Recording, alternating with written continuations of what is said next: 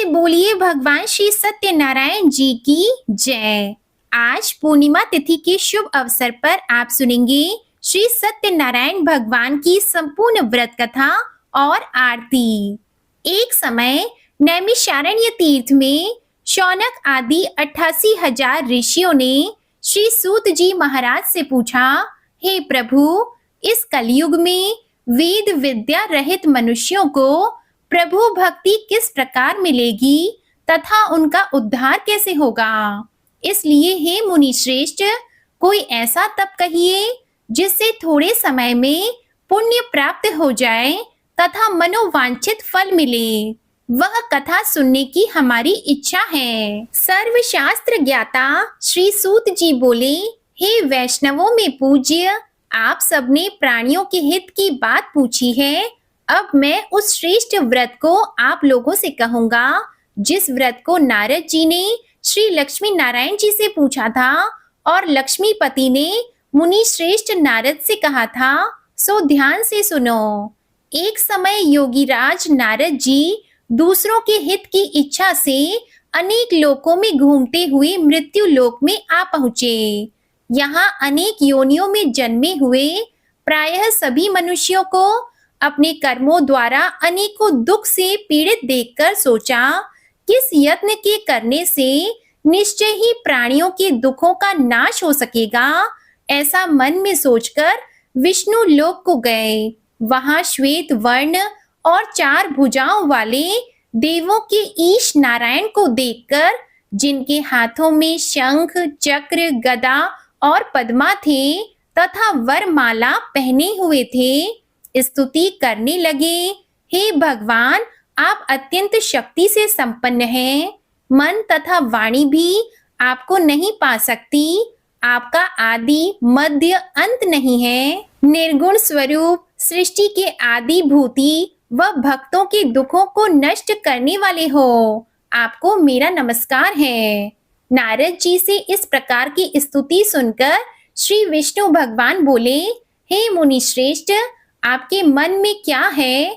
आपका किस काम के लिए आगमन हुआ है? निसंकोच कहो। तब नारद मुनि बोले, मृत्यु लोक में सब मनुष्य जो अनेक योनियों में पैदा हुए हैं, अपने अपने कर्मों के द्वारा अनेक प्रकार के दुखों से दुखी हो रहे हैं। हे नाथ, मुझ पर दया रखते हो तो बताइए कि उन मनुष्यों के सब दुख थोड़े से ही प्रयत्न से कैसे दूर हो सकते हैं। हे नारद, मनुष्यों की भलाई के लिए तुमने बहुत अच्छी बात पूछी है। जिस काम के करने से मनुष्य मोह से छूट जाता है, वह मैं कहता हूँ, सुनो। बहुत पुण्य देने वाला स्वर्ग तथा मृत्यु लोक दोनों में दुर्लभ एक उत्तम व्रत है। आज मैं प्रेम वश होकर तुमसे कहता हूँ, श्री सत्यनारायण का यह व्रत अच्छी तरह विधि पूर्वक करके मनुष्य आयु पर्यंत यहाँ सुख भोग कर मरने पर मोक्ष को प्राप्त होता है। श्री भगवान के वचन सुनकर नारद मुनि बोले कि उस व्रत का फल क्या है, क्या विधान है और किसने यह व्रत किया है और किस दिन यह व्रत करना चाहिए, विस्तार से कहिए। भगवान बोले, दुख शोक आदि को दूर करने वाला, धन धान्य को बढ़ाने वाला, सौभाग्य तथा संतान को देने वाला, यह व्रत सब स्थानों पर विजयी कराने वाला है। भक्ति और श्रद्धा के साथ किसी भी दिन मनुष्य श्री सत्यनारायण की शाम के समय ब्राह्मणों और बंधुओं के साथ धर्मपरायण होकर पूजा करे। भक्ति भाव से नैवेद्य, केले का फल, घी, दूध और गेहूं का चूरण सवाया ले। गेहूं के अभाव में साठी का चूरण, शक्कर तथा गुड़ ले और सब भक्षण योग्य पदार्थ जमा करा के भगवान के अर्पण कर दे तथा बंधुओं सहित ब्राह्मणों को भोजन कराएं। इसके पश्चात स्वयं भोजन करें। नृत्य गीत आदि का आचरण कर सत्यनारायण भगवान का स्मरण करते हुए समय व्यतीत करें। इस तरह व्रत करने पर मनुष्यों की इच्छा निश्चय ही पूरी होती है। विशेषकर कली काल में भूमि पर यही मोक्ष का सरल उपाय है। श्री सूत जी बोले, हे ऋषियों, जिसने पहले समय में इस व्रत को किया है उसका इतिहास कहता हूँ, ध्यान से सुनो। सुंदर काशीपुरी नगरी में एक अत्यंत निर्धन ब्राह्मण रहता था। वह भूख और प्यास से बेचैन हुआ नित्य पृथ्वी पर घूमता था। ब्राह्मणों से प्रेम करने वाले भगवान ने ब्राह्मण को दुखी देखकर बूढ़े ब्राह्मण का रूप धर उसके पास जाकर आदर के साथ पूछा, हे विप्र, नित्य दुखी हुआ पृथ्वी पर क्यों घूमता है? हे श्रेष्ठ ब्राह्मण, यह सब मुझसे कहो, मैं सुनना चाहता हूँ। तब ब्राह्मण बोला, मैं निर्धन ब्राह्मण हूँ, भिक्षा के लिए पृथ्वी पर फिरता हूँ। हे भगवान, यदि आप इसका उपाय जानते हो तो कृपा करके कहो। वृद्ध ब्राह्मण बोला कि सत्यनारायण भगवान मनोवांछित फल देने वाले हैं, इसलिए हे ब्राह्मण, तू उनका पूजन कर, जिसके करने से मनुष्य सब दुखों से मुक्त होता है। ब्राह्मण को व्रत का सारा विधान बताकर बूढ़े ब्राह्मण का रूप धारण करने वाले श्री सत्यनारायण भगवान अंतर ध्यान हो गए। जिस व्रत को वृद्ध ब्राह्मण ने बताया है, मैं उसको करूंगा, यह निश्चय करने पर उसे रात में नींद भी नहीं आई। वह सवेरे उठकर श्री सत्यनारायण के व्रत का निश्चय करके भिक्षा के लिए चला। उस दिन उसको भिक्षा में बहुत धन मिला, जिससे बंधु बांधवों के साथ उसने सत्यनारायण का व्रत किया। इसके करने से वह ब्राह्मण सब दुखों से छूटकर अनेक प्रकार की संपत्तियों से युक्त हुआ। उस समय से वह ब्राह्मण हर मास व्रत करने लगा। इस तरह श्री सत्यनारायण भगवान के व्रत को जो भी करेगा वह सब पापों से छूटकर मोक्ष को प्राप्त होगा। आगे जो पृथ्वी पर सत्यनारायण का व्रत करेगा वह मनुष्य सब दुखों से छूट जाएगा। इस तरह नारद जी ने नारायण का कहा हुआ यह व्रत मैंने तुमसे कहा। हे विप्रो, मैं अब और क्या कहूँ? ऋषि बोले, हे मुनीश्वर, संसार में इस ब्राह्मण से सुनकर किस किस ने इस व्रत को किया, हम सब वह सुनना चाहते हैं। इसके लिए हमारे मन में श्रद्धा है। श्री सूत जी बोले, हे मुनियों, जिस जिसने इस व्रत को किया है वह सब सुनो। एक समय एक ब्राह्मण धन और ऐश्वर्य के अनुसार बंधु बांधवों के साथ व्रत करने को तैयार हुआ। उसी समय एक लकड़ी बेचने वाला बूढ़ा आदमी आया और बाहर लकड़ियों को रखकर ब्राह्मण के मकान में गया। प्यास से दुखी लकड़हारा उनको व्रत करते देखकर ब्राह्मण को नमस्कार कर कहने लगा कि आप यह क्या कर रहे हैं और इसके करने से क्या फल मिलता है, कृपया करके मुझसे कहो। तब ब्राह्मण ने कहा, सब मनोकामनाओं को पूरा करने वाला यह श्री सत्यनारायण भगवान का व्रत है। इसकी ही कृपा से मेरे यहाँ धन धान्य आदि की वृद्धि हुई है। ब्राह्मण से इस व्रत के बारे में जानकर लकड़हारा बहुत प्रसन्न हुआ। चरणामृत लेकर और प्रसाद खाने के बाद वह अपने घर को गया। लकड़हारे ने अपने मन में इस प्रकार का संकल्प किया कि आज गांव में लकड़ी बेचने से जो धन मिलेगा उसी से श्री सत्यनारायण देव का उत्तम व्रत करूंगा। यह मन में विचार कर वह बूढ़ा आदमी लकड़ियां अपने सिर पर रखकर जिस नगर में धनवान लोग रहते थे वह ऐसे सुंदर नगर में गया। उस रोज वहां पर उसे उन लकड़ियों का दाम पहले दिनों से चौगुना मिला। तब वह बूढ़ा लकड़हारा दाम लेकर और अति प्रसन्न होकर पक्के केले की फली, शक्कर, घी, दूध, दही और गेहूं का चूर्ण इत्यादि श्री सत्यनारायण भगवान के व्रत की कुल सामग्रियों को लेकर अपने घर को गया। फिर उसने अपने भाइयों को बुलाकर विधि के साथ भगवान जी का पूजन और व्रत किया। उस व्रत के प्रभाव से वह बूढ़ा लकड़हारा धन, पुत्र आदि से युक्त हुआ और संसार के समस्त सुख भोग कर बैकुंठ लोक को चला गया। श्री सूत जी बोले, हे श्रेष्ठ मुनियों, अब आगे की कथा कहता हूँ, सुनो। पहले समय में उल्कामुख नाम का एक बुद्धिमान राजा था। वह सत्य वक्ता और जितेंद्रिय था। प्रतिदिन देव स्थानों पर जाता तथा गरीबों को धन देकर उनके कष्ट दूर करता था। उसकी पत्नी कमल के समान मुख वाली और सती साध्वी थी। भद्रशिला नदी के तट पर उन दोनों ने श्री सत्यनारायण भगवान का व्रत किया। उस समय में वहां एक साधु वैश्य आया। उसके पास व्यापार के लिए बहुत सा धन था। वह नाव को किनारे पर ठहराकर राजा के पास आ गया और राजा को व्रत करते हुए देखकर विनय के साथ पूछने लगा, हे राजन, भक्ति युक्त चित्त से यह आप क्या कर रहे हैं? मेरी सुनने की इच्छा है, सो आप यह मुझे बताइए। तब राजा बोला, हे साधु, अपने बांधवों के साथ पुत्र आदि की प्राप्ति के लिए महाशक्तिवान श्री सत्यनारायण भगवान का व्रत और पूजन किया जा रहा है। राजा के वचन सुनकर साधु आदर से बोला, हे राजन, मुझसे इसका सब विधान कहो। मैं भी आपके कथन अनुसार इस व्रत को करूंगा। मेरे भी कोई संतान नहीं है और इससे निश्चय ही होगी। राजा से सब विधान सुनकर व्यापार से निवृत्त होकर वह आनंद के साथ घर गया। साधु ने अपनी स्त्री से संतान देने वाले उस व्रत का समाचार सुनाया और कहा कि जब मेरे संतान होगी तब मैं इस व्रत को करूंगा। साधु ने ऐसे वचन अपनी स्त्री लीलावती से कहे। एक दिन उसकी स्त्री लीलावती पति के साथ आनंदित होकर सांसारिक धर्म में प्रवृत्त होकर श्री सत्यनारायण भगवान की कृपा से गर्भवती हो गई तथा 10वें महीने में उसके एक सुंदर कन्या का जन्म हुआ। दिनों दिन वह इस तरह बढ़ने लगी जैसे शुक्ल पक्ष का चंद्रमा बढ़ता है।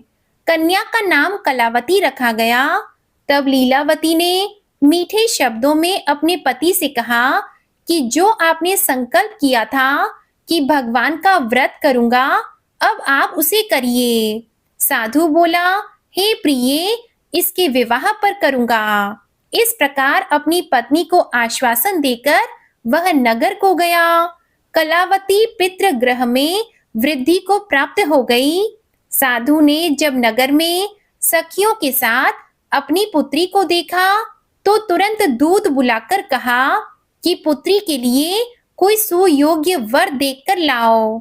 साधु की आज्ञा पाकर दूत कंचन नगर पहुंचा और वहां पर बड़ी खोज और देखभाल कर लड़की के लिए सुयोग्य वाणिक पुत्र को ले आया। उस सुयोग्य लड़के को देखकर साधु ने अपने बंधु बांधवों सहित प्रसन्न चित्त अपनी पुत्री का विवाह उसके साथ कर दिया। किंतु दुर्भाग्य से विवाह के समय भी उस व्रत को करना भूल गया। तब श्री भगवान क्रोधित हो गए और श्राप दिया कि तुम्हें दारुण दुख प्राप्त होगा। अपने कार्य में कुशल साधु बनिया जमाता सहित समुद्र स्थित रत्नपुर नगर में गया और वहां दोनों ससुर जमाई चंद्रकेतु राजा के उस नगर में व्यापार करने लगे। एक दिन भगवान श्री सत्यनारायण की माया से प्रेरित कोई चोर राजा का धन चुराकर भागा जा रहा था, किंतु राजा के दूतों को आता देखकर चोर ने घबराकर भागते हुए राजा के धन को वहीं चुपचाप रख दिया जहां वो ससुर जमाई ठहरे हुए थे। जब दूतों ने उस साधु वैश्य के पास राजा के धन को रखा देखा तो वे दोनों को बांधकर ले गए और प्रसन्नता से दौड़ते हुए राजा के पास जाकर बोले, यह 2 चोर हम पकड़ कर लाए हैं, देखकर आज्ञा दें। तब राजा की आज्ञा से उनको कठोर कारावास में डाल दिया और उनका सब धन छीन लिया। श्री सत्यनारायण भगवान के श्राप द्वारा उनकी पत्नी भी घर पर बहुत दुखी हुई और घर पर जो धन रखा था चोर चुरा कर ले गए। शारीरिक और मानसिक पीड़ा तथा भूख प्यास से अति दुखित होकर अन्न की चिंता में कलावती एक ब्राह्मण के घर गई। वहां उसने श्री सत्यनारायण भगवान का व्रत होते देखा। फिर कथा सुनी तथा प्रसाद ग्रहण करके रात को घर आई। माता ने कलावती से कहा, हे पुत्री, अब तक कहाँ रही व तेरे मन में क्या है? तब कलावती बोली, हे माता, मैंने एक ब्राह्मण के घर श्री सत्यनारायण भगवान का व्रत देखा है।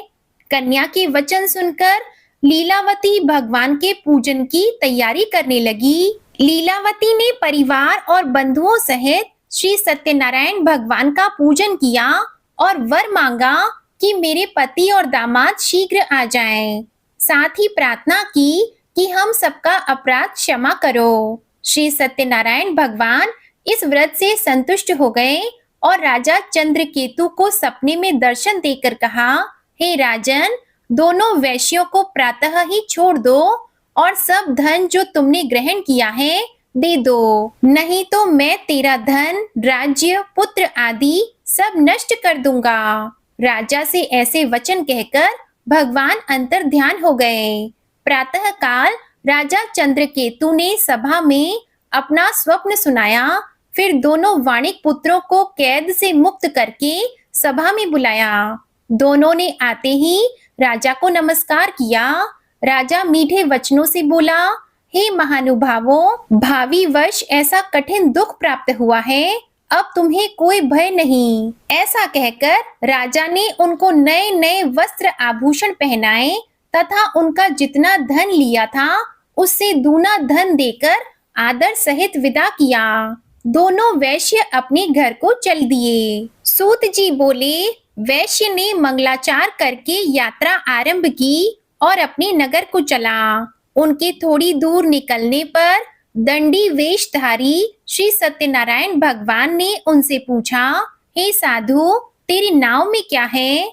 अभिमानी वाणिक हंसता हुआ बोला, हे दंडी, आप क्यों पूछते हो? क्या धन लेने की इच्छा है? मेरी नाव में तो बेल और पत्ते भरे हैं। वैश्य का कठोर वचन सुनकर भगवान ने कहा, तुम्हारा वचन सत्य हो। दंडी ऐसा कहकर वहां से दूर चले गए और कुछ दूर जाकर समुद्र के किनारे बैठ गए। दंडी के जाने पर वैश्य ने नित्य क्रिया करने के बाद नाव को ऊंची उठी देखकर अचंभा किया और नाव में बेल पत्ते आदि देखकर मूर्छित होकर जमीन पर गिर पड़ा। फिर मूर्छा खुलने पर अत्यंत शोक प्रकट करने लगा। तब उसका दामाद बोला कि आप शोक न करें, यह दंडी का श्राप है, अतः उनकी शरण में चलना चाहिए, तभी हमारी मनोकामना पूरी होगी। दामाद के वचन सुनकर वह दंडी के पास पहुंचा और अत्यंत भक्ति भाव से नमस्कार करके बोला, मैंने जो आपसे असत्य वचन कहे थे उनको क्षमा करो। ऐसा कहकर महान शोकातुर होकर वह रोने लगा। तब दंडी भगवान बोले, हे वाणिक पुत्र, मेरी आज्ञा से बार बार तुम्हें दुख प्राप्त हुआ है, तो मेरी पूजा से विमुख हुआ। साधु बोला, हे भगवान, आपकी माया से मोहित ब्रह्मा आदि भी आपके रूप को नहीं जानते, तब मैं अज्ञानी कैसे जान सकता हूँ? आप प्रसन्न होइए, मैं सामर्थ्य के अनुसार आपकी पूजा करूंगा। मेरी रक्षा करो और पहले के समान नौका में धन भर दो। उसके भक्ति युक्त वचन सुनकर भगवान प्रसन्न होकर उसकी इच्छा अनुसार वर देकर अंतर ध्यान हो गए। तब उन्होंने नाव पर आकर देखा कि नाव धन से परिपूर्ण है। फिर वह भगवान श्री सत्यनारायण का पूजन कर साथियों सहित अपने नगर को चला। अब अपने नगर के पास पहुंचा, तब दूत को घर भेजा। दूत ने साधु के घर जाकर उसकी स्त्री को नमस्कार कर कहा कि साधु अपने दामाद सहित इस नगर के पास आ गए हैं। ऐसा वचन सुनकर साधु की स्त्री ने बड़े हर्ष के साथ सत्यदेव का पूजन कर पुत्री से कहा, मैं अपने पति के दर्शन को जाती हूँ, तो कार्य पूर्ण कर शीघ्र आ। माता के ऐसे वचन सुनकर कलावती प्रसाद छोड़कर पति के पास गई। प्रसाद की अवज्ञा के कारण सत्यदेव ने रुष्ट होकर उसके पति को नाव सहित पानी में डुबो दिया। कलावती अपने पति को न देखकर रोती हुई जमीन पर गिर गई। इस तरह नौका को डूबा हुआ तथा कन्या को रोता देख साधु दुखी होकर बोला, हे प्रभु, मुझसे या मेरे परिवार से जो भूल हुई है उसे क्षमा करो। उसके दीन वचन सुनकर सत्यदेव प्रसन्न हो गए और आकाशवाणी हुई, हे साधु, तेरी कन्या मेरे प्रसाद को छोड़कर आई है, इसलिए इसका पति अदृश्य हुआ है। यदि वह घर जाकर प्रसाद खाकर लौटे तो इसे पति अवश्य मिलेगा। ऐसी आकाशवाणी सुनकर कलावती ने घर पहुंचकर प्रसाद खाया, फिर आकर पति के दर्शन किए। इसके बाद साधु ने बंधु बांधवों सहित सत्यदेव का विधि पूर्वक पूजन किया। उस दिन से वह पूर्णिमा को श्री सत्यनारायण का पूजन करने लगा। फिर इस लोक का सुख भोग कर अंत में स्वर्ग लोक को गया। सूत जी बोले, हे ऋषियों, मैं और भी कथा कहता हूँ, सुनो। प्रजा पालन में लीन तुंगध्वज नाम का एक राजा था। उसने भी भगवान का प्रसाद त्याग कर बहुत दुख पाया। एक समय वन में जाकर वन्य पशुओं को मारकर बड़ के पेड़ के नीचे आया। वहां उसने ग्वालों को भक्ति भाव से बांधवों सहित सत्यनारायण जी का पूजन करते देखा। राजा देखकर भी अभिमानवश वहां नहीं गया और न ही नमस्कार किया। जब ग्वालों ने भगवान का प्रसाद उसके सामने रखा तो वह प्रसाद को त्याग कर अपनी सुंदर नगरी को चला। वहीं उसने अपना सब कुछ नष्ट पाया तो वह जान गया कि यह सब भगवान ने किया है। तब वह विश्वास कर ग्वालों के समीप गया और विधि पूर्वक पूजन करके प्रसाद खाया तो सत्यदेव की कृपा से पहले जैसा था वैसा ही हो गया। फिर दीर्घ काल तक सुख भोग कर मरने पर स्वर्ग लोक को गया।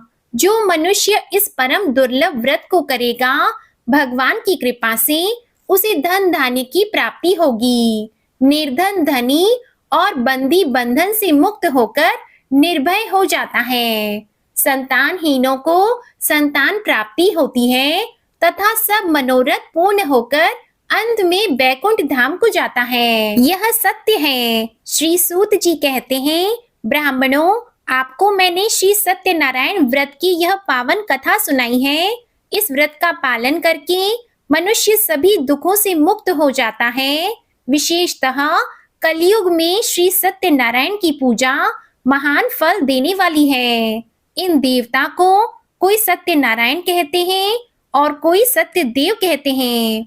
अनेक रूपों में श्री सत्यनारायण भगवान सभी के मनोरथ को पूर्ण करते हैं। यह सनातन सत्यदेव कलयुग में सत्यव्रत के रूप में अवतरित होंगे। हे श्रेष्ठ मुनियों, जो मनुष्य नित्य इसका पठन व श्रवण करता है, श्री सत्यनारायण भगवान की कृपा से उसके सभी पाप नष्ट हो जाते हैं। प्रेम से बोलिए, श्री सत्यनारायण भगवान की जय।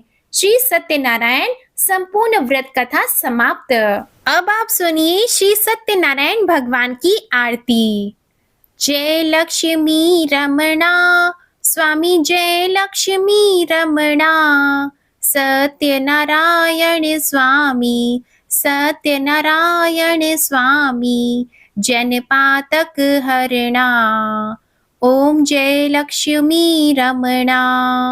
रत्न जड़ित सिंहासन अद्भुत छवि राजी, स्वामी अद्भुत छवि राजी। नारद करत निरंजन, नारद करत निरंजन, घंटा ध्वनि बाजी। ओम जय लक्ष्मी रमणा। प्रकट भय कलि कारण, द्विज को दर्श दियो, स्वामी द्विज को दर्श दियो। बूढ़ा ब्राह्मण बनकर, बूढ़ा ब्राह्मण बनकर, कंचन महल कियो। ओम जय लक्ष्मी रमणा। दुर्बल भील कठारो, जिन पर कृपा करी, स्वामी जिन पर कृपा करी। चंद्रचूड़ एक राजा, चंद्रचूड़ एक राजा, तिनकी विपत्ति हरी। ओम जय लक्ष्मी रमणा। वैश्य मनोरथ पायो, श्रद्धा तज दीन्ही। स्वामी श्रद्धा तज दीन्ही, सो फल भोग्यो प्रभु जी, सो फल भोग्यो प्रभु जी, फिर स्तुति कीन्ही। ओम जय लक्ष्मी रमणा। भाव भक्ति के कारण छिन छिन रूप धरियो, स्वामी छिन छिन रूप धरियो। श्रद्धा धारण कीन्ही, श्रद्धा धारण कीन्ही, तिनको काज सरियो। ओम जय लक्ष्मी रमणा। ग्वाल बाल संग राजा, वन में भक्ति करी, स्वामी वन में भक्ति करी। मन वांछित फल दीन हो, मन वांछित फल दीन हो, दीन दयाल हरि। ओम जय लक्ष्मी रमणा। चढ़त प्रसाद सवायो, कदली फल मेवा, स्वामी कदली फल मेवा। धूप दीप तुलसी से, धूप दीप तुलसी से, राजी सत्य देवा। ओम जय लक्ष्मी रमणा। श्री सत्यनारायण जी की आरती जो कोई नर गावे, स्वामी जो कोई नर गावे। रिद्धि सिद्ध सुख संपत्ति, रिद्धि सिद्ध सुख संपत्ति, सहज रूप पावे। ओम जय लक्ष्मी रमणा। जय लक्ष्मी रमणा, स्वामी जय लक्ष्मी रमणा। सत्यनारायण स्वामी, सत्यनारायण स्वामी, जनपातक हरणा। ओम जय लक्ष्मी रमणा, ओम जय लक्ष्मी रमणा।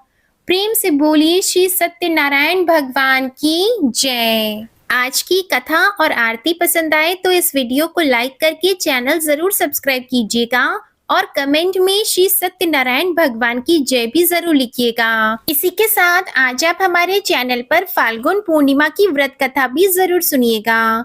प्रेम से बोलिए भगवान श्री सत्यनारायण की जय।